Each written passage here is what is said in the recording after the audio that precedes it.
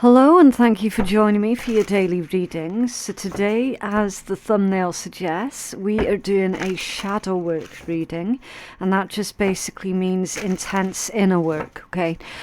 So obviously, do use your discernment, okay? You might hear some things that come out of this reading that are uncomfortable to listen to, and you know what? That's okay. All right, no one's going to judge anyone else on this channel, okay? It either resonates for you or it doesn't, right? So you have to use your discernment. Okay, so let's get into this then. Can you have a shadow work read for our collective, please? Right, how are others seeing you at this point in time? Interesting. Okay, so straight away, just by the way that the deck is handling, the energy is really, really scattered, okay? It's almost as if it was fighting against certain things coming out, right? And that's a really powerful metaphor for some of our collective at this point in time are going through feelings of fear of certain things about them coming to light that they don't necessarily really want to think about, talk about, or look at, or they definitely don't want others to see a certain side to them. Okay, now that's really good because it means that basically when you're faced with your shadow aspects, it means that you're actually becoming a better person, okay? Because I will remind you, and I say this every shadow work read, it is always the individuals that pretend that they have never done anything bad or wrong in their lives. It is always those that like to put on this facade of, constantly being perfect and this, that, and the next, and how their hands are 100% clean 100% of the time. They are normally the worst people in society, and they are the ones that cause the most damage to other people, okay? So the fact that someone's sitting there going, I don't want my darkness to come out. I don't want to look at it, right? But the fact it's still coming out and you still are actually looking at it, that's a really good sign, okay? It's a really, really good signal. So again, like I said at the beginning, this is a shadow work read. I'm not going to use flowery language. I mean, not that I do that anyway, okay? I'm going to get straight to the point, okay? Now, how others are seeing you at this point in time. So the first message is a little bit withholding, right? Which again, given your current circumstance, is perfectly understandable. They do see you as being very strong-minded and very independent, although also withholding. So others see that you tend to keep your circle small as well, and it takes a lot of work basically gaining your trust. Others see that actually with that Seven of Swords that yes, you do have a bit of a dark past, a bit of a dark history, mostly to do with betrayals, okay? So that's why you tend to keep your circle small. So you're not the type of person that's just going to instantly trust someone, just for the sake of trusting them. The thing is with that, it's both good and bad, okay? It's good to use your discernment, especially when you meet new people. Like it's important not to just trust everybody willy-nilly, okay? It's important to have a good head on your shoulders that way. The problem that it brings up, though, is when others are trying actually to get close to you, they find it incredibly difficult, if not impossible, because there is still this trauma that you have to do with your betrayals of the past, okay? So obviously, give people a benefit of the doubt until they prove otherwise, okay? That's the point they're trying to make. Allow others to get a little bit closer, okay? But yes, do keep your boundaries. But the thing is, you're running the risk of pushing other people away, like far, far, far too away, through being too vigilant. And there is such a thing as being too vigilant about not getting hurt again. And that's exactly this energy that you see coming through here. Okay? So other people feel basically that it's impossible to get close to you. So, you know, on the whole, you do come across, because other people are seeing you, as being really quite bright, vibrant, enthusiastic. But again, it's difficult to get to know you on more of a deeper and more of a personal level. Okay, there's always this thing, this invisible barrier, basically, but between other people and how close you're going to allow other people to get to you. Okay, so yeah, in case anyone's wondering what cards you've got Strength, the Seven of Swords, and the Sun. Okay, just in case anyone's sitting there and they're trying to read along, but they're struggling because there's no words on the card. So yeah, Strength, Seven of Swords, and the Sun. So basically, others see you are a pleasant person, but there are definitely limits on how close they are allowed, if it were, to get to you. And that actually does include your very nearest and dearest. Okay, so it's like your spouse, your partner, boyfriend, girlfriend, if you got one, even your own kids. You know, even your own kids can feel that there is this energetic barrier where even them, to a certain extent, it's like you won't let them in any closer, you know. But again, it stems from this place of fear with that Seven of Swords. Okay, others also see that actually you're very what's the word, observant, but there's another word there. It's on the tip of my tongue. My brain will not connect to my mouth at the moment, and I don't know why. Resourceful. There we go. I just had to be patient for a moment there for it to come through.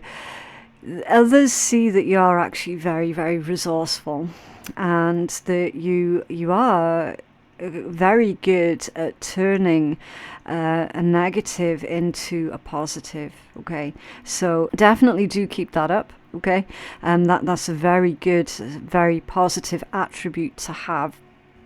Okay, how do you see yourself? The Six of Swords. You see yourself as being prepared to move at any given opportunity. And this one's specific, okay, because on the bow of his ship is actually skulls. So you see yourself as being proficient in what you do. However, as soon as something stops working, stops moving, stops growing, stops changing, stops evolving, stops progressing, as soon as something, in your opinion, quote unquote, dies, and that's a metaphor, you see yourself as being more than prepared to pick up ship and move. Okay, you don't like stagnation. You don't like it when things don't grow, when things don't tick over nicely at a nice pace. You find yourself getting bored very, very quickly when things basically grind to a halt. Now, again, it's both a positive and a negative, because sometimes in life things actually do need to grind to a halt in order for the next stage of development to begin. Okay, that there needs to be that momentary pause in between. The problem is, I'm getting a little bit of impatience with this energy. So you do see yourself getting quite impatient and perhaps not allowing things to progress at their own natural pace. And when things start to slow down in your life, you tend to freak out and panic and go, okay, is this now where I need to pick up everything and move on? Is this the point where I need to move and do something different? Okay, so that's how you see yourself. Again, it's neither positive nor negative, it's both, and that is the beauty of shadow work. It gives us an opportunity to look at both the positive and the negative, but get stuck on neither. Okay, both need to be acknowledged. Okay, this one is the Five of Cups off balance. Yeah, again, overall dissatisfaction, and maybe even confused as to why you feel, and it's not all the time, it's not constant, but there is this void. You're feeling this empty void, and as I say, it isn't constant. It's only happens at certain times. It's like looking for things to fill this void, and then becoming bored with certain other activities, or do you know what I mean? It's like temporary solutions with the Five of Cups off balance, and then wondering why you're feeling bored and discontent again, maybe days if not hours later. You know, it's like you could be sitting really enjoying something, and then all of a sudden you're feeling this heavy wave, and you're like, yeah, shit, there it is again, you know, not knowing where it's coming from. It's coming from a really deep emotional place, with that being the Five of Cups off balance. But again, the fact that you know that it's there is very, very telling of your determination to improve things for yourself. Okay, so this one is the Ace of Wands. Yeah, fire, passion, power as well. Power with the dragon. Okay, so it's like you needing something to fulfill you, something to sustain you, and then thinking one minute you found it, and then actually the next minute you're like, oh no, I'm bored now. I want to go try something else. I want to try something different. See, your Ace of Wands in this context, okay, not in a love reading context, in this context, it's about what is it you're passionate for in life. And perhaps maybe you're not having enough opportunities to indulge yourself in the things that you're genuinely passionate for in your own life. So for example, if you're a highly creative person, especially with strength in the Ace of Wands being here, just imagine you're an artist, any type, pick your flavour, there's so many, and you have to work a 9-to-5 office job. Well, then where's the opportunity for you to be creative? Do you know what I mean? So again, that is going to be contributing to this sort of feelings of unfulfillment that's going on for you emotionally, and it's stacking up to these feelings of boredom as well. It's like, well, no friggin' wonder you're feeling bored and restless all the time when you're a highly creative, energetic individual, and you're stuck in an office, you know, and the sun's shining outside, and you're stuck in this office with these fake lights in front of these computers. Yeah, that would legit do anyone's head in, okay? Because you're in a non-creative environment that is not healthy. You know, you're missing out on that natural sun on your skin type thing. So yeah, again, the message here is about getting creative and inventive on how you can resolve this issue. Okay, so you do acknowledge that you do get bored quite quickly. Okay, what is our collective challenged by? Thank you. High Priestess, the Moon, and Judgment. And you got the Ten of Cups at the bottom of the deck.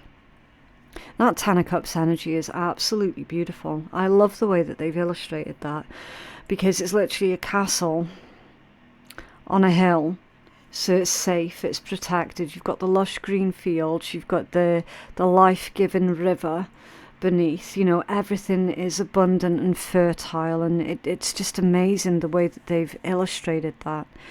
I'm getting the message here of basically weathering any storm as well. See with the clouds just sort of passing through. So you're a very resilient individual, definitely. You certainly do put your family first as well, with that being the Ten of Cups. Now, again, that could be your family origin, that could be the family that you create. Again, the word family means so many different things to so many different people. It's not always going to be those that you're related to through DNA, okay? DNA, controversial opinion, I don't give a shit. DNA does not make someone family. Okay, it doesn't. Family's what you make it, right? So with that being your overall energy, it's like, yeah, those that you feel are your family. Here's the thing, you do tend to put them on a bit of a pedestal, and Spirit's saying to avoid putting anyone on a pedestal, okay? But again, like Ten of Cups, it's completion, it's happiness, contentment, safety, security. You know, it's feeling whole and feeling complete, which at the moment, with that Five of Cups off balance, which I might add is in the middle of your spread, so that's your catalytic energy, because everything else is surrounding it. The fact that you're feeling empty here, and then you've got the completion, the contentment and happiness here as your overall energy, again, it's really, really telling, because it indicates, it is a bit of a cheesy cliche, you're needing to get to that point of the Ten of Cups there by yourself first and foremost, okay, and then you can share that with others.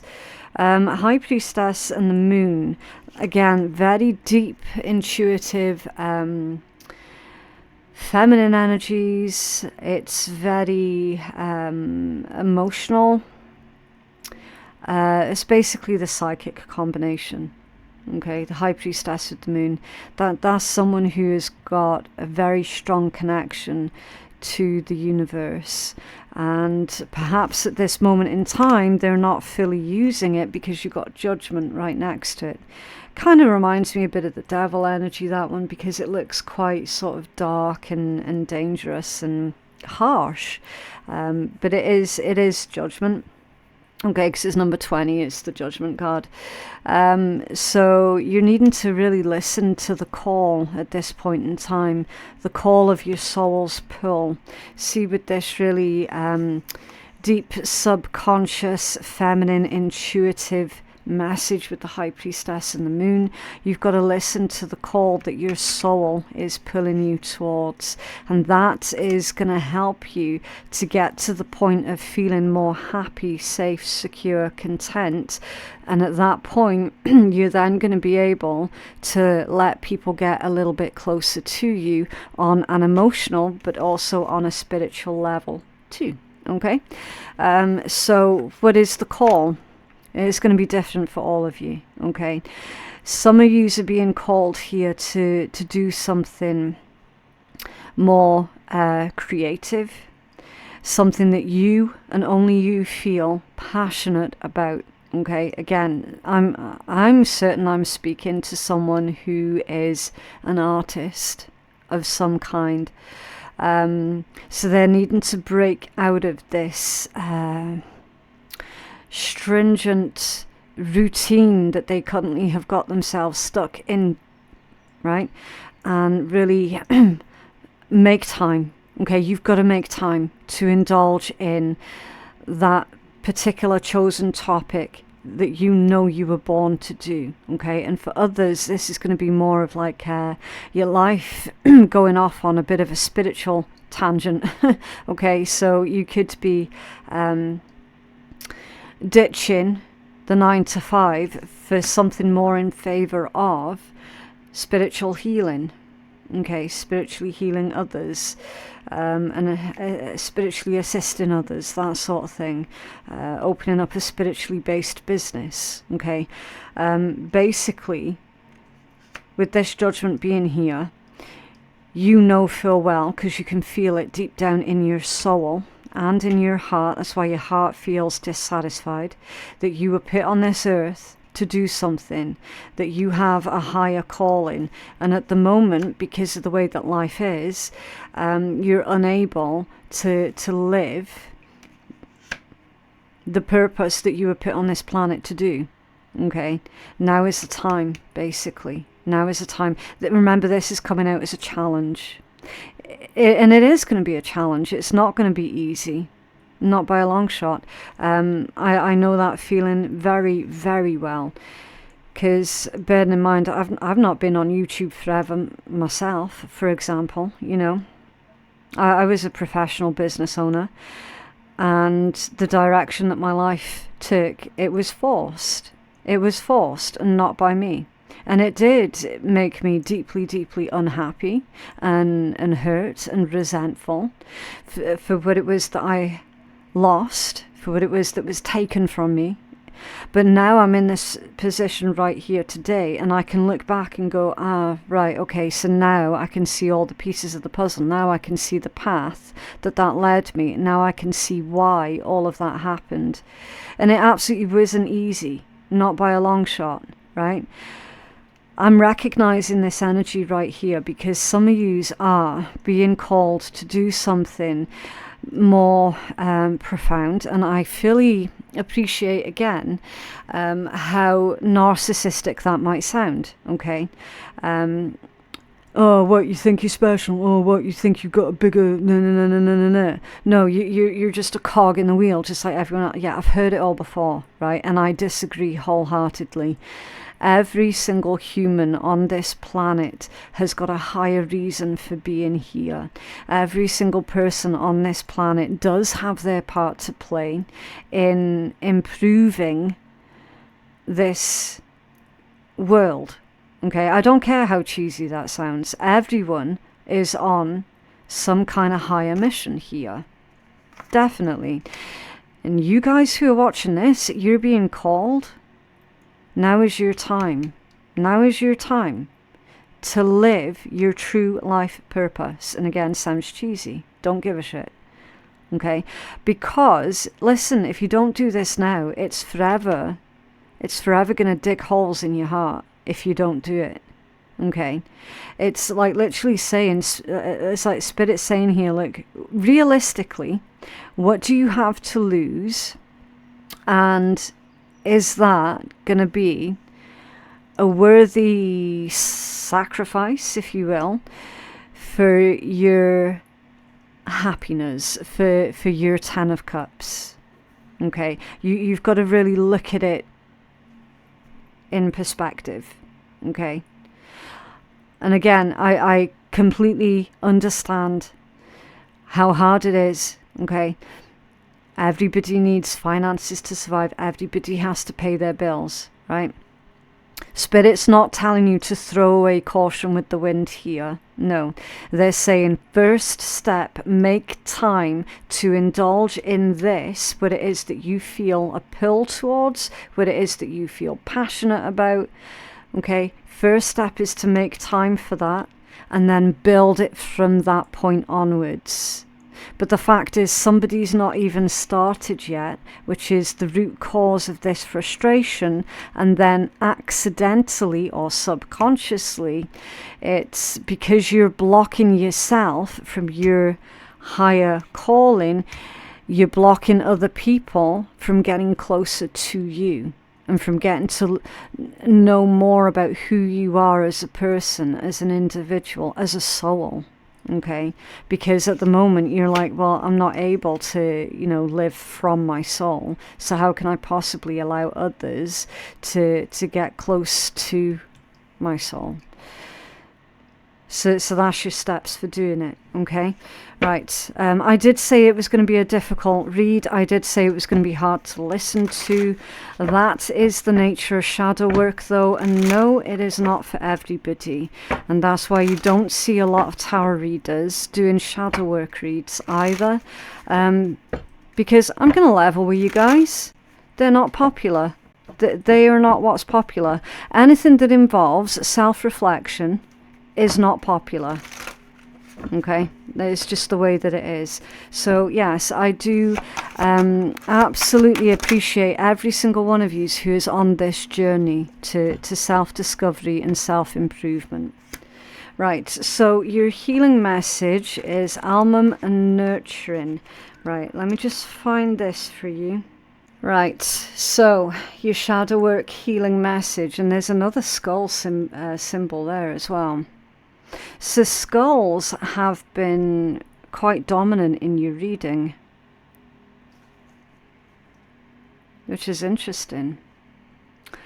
That which you feed will continue to sit at your table. It's very straight to the point, isn't it?